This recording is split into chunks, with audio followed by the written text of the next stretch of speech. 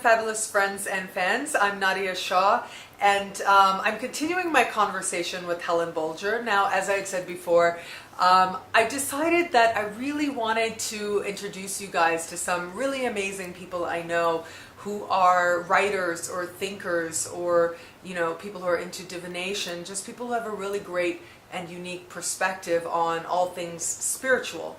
So these are my friends, these are people that I admire, and we are starting right now with Helen Bolger, the author of the amazing book, or the co-author with her camera shy friend George E. Hayward, and it is The Universe, Our Guiding Light. And as The Secret has one law of the universe, this book has over 20 laws of the universe. And it's just an incredible, inspired, insightful book, really beautifully written. And so I was asking you a little bit earlier about cause and effect. Mm-hmm. So what is that as it relates to being a law of the universe? Well, actually, if you consider the universe itself, there's cause and effect going on all the time.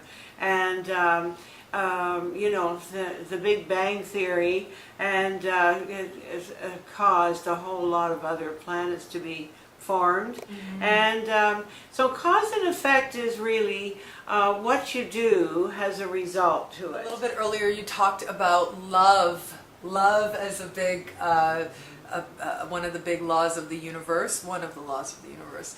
And I know as an astrologer, one of, you know, it's right up there with, like, it's love and career. I think those are the top two questions or areas that people want to know about, like love, relationships, or career and money. It seems those, like, one represents, you know, survival and prosperity and living in the world, and the other represents probably one of our most immediate experiences of so many things, right?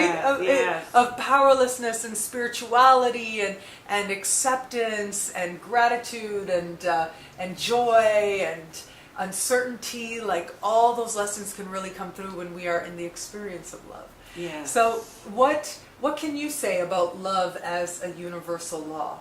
Well, I think love is one of the loveliest chapters. It's the first law. And oddly enough, we end with unity and one, which ties it all in. It completes the circle.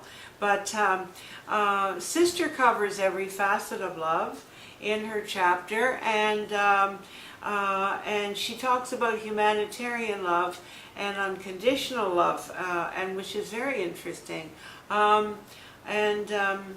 I just think that it's a very interesting chapter to read, and it will always put a smile on everybody's face. Of course, love does. Just mention it, the topic of it does.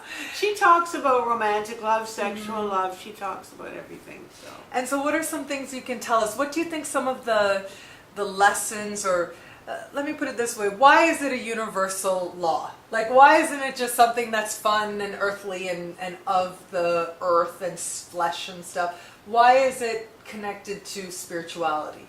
Oh, well, because it's probably the greatest thing our Creator ever gave us. And it's just what keeps us going. Love is what makes everything grow and develop and flourish. And it's like the sun, it's like the rain, it's like everything, you know. It's what keeps us going. Without love, we would kind of wither up and lose our love of life, and that can happen too. So I think it's the most important thing of all. And it's very connected to creativity as very, well. Like, it's extremely. Creation energy that you feel in love. Yeah. I'm reminded of, and I know Freud probably isn't the best person to cite when we're talking about universal spiritual laws, considering that he was an atheist. But that's all right. Yeah, that's totally okay. Sure. A lot of times people, maybe they don't realize, or they don't have the perspective to understand what they're doing as spiritual. But if you're a spiritual person, then you can look around at a lot of things and see how it was speaking to something spiritual, even if people weren't necessarily aware of it, that that's what they were doing. Or also, it's been said, you know, as the reader or as the viewer, we interact with what we're viewing or what we're reading. And so if you're a spiritual person and you're interacting with something, you can make it relevant to your spiritual life. So Freud had said something about, well, what he said is that initially he said that the primary drive of human beings is the libido. So that's creation energy.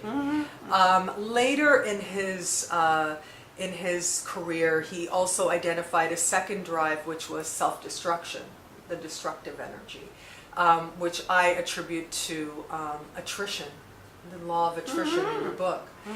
So, so how do you think that love connects to creativity?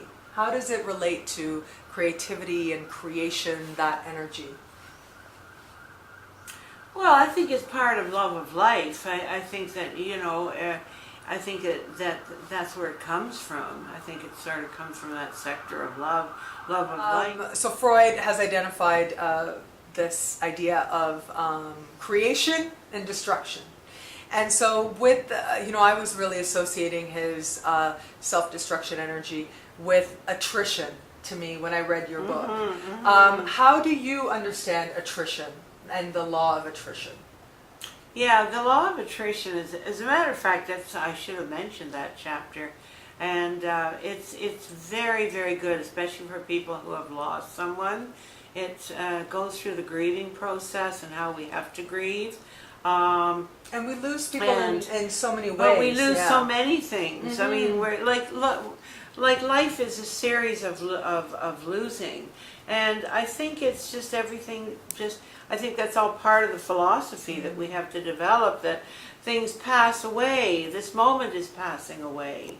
It's not being blown up in front of us or something, but it's passing, like everything passes. And the years seem to pass, and all of a sudden, where did that year go? Or and and I think it's just part of life, and it's not an easy thing for any of us. Especially when you're younger. Attrition is very difficult. Finally, what can you, what would you like to say about your book? What would you like to leave the viewers with in regards to your book? Well, I feel that it really is a helpful book to make sense of life, why we're here, purpose for living. What transpires, before birth, what happens to us, how we pick and choose what we need as our lessons to learn while we're here on Earth in Earth School, and it just helps a person understand that they have a purpose in life, and it's an important one. And I think that's and that they're loved. I think it's important that they realize that they're loved and cherished. That's a very important thing for people to know. Oh, I do believe those two things, that we're here for a purpose and a meaning, and sometimes we may not always know what that is. And sometimes it's not for us to know, but it's certainly something that we can feel, that we can believe in, that we can have faith in. And yeah, there's something very special within us that can sort of make it through just about anything. Yeah. Well, thank you so much for watching. I'm so excited. I thank Helen so much. I'm just really, really grateful to have this opportunity to introduce you to some people that I know, people who are my friends, people who have inspired me, people that I get to introduce to the whole YouTube world. And thank you for being here as I introduced you to my friend Helen and her fabulous book, The Universe, Our Guiding Light.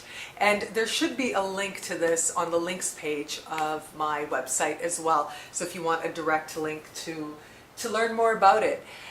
And you are awesome for watching. I appreciate it so much. Until we connect again, take care.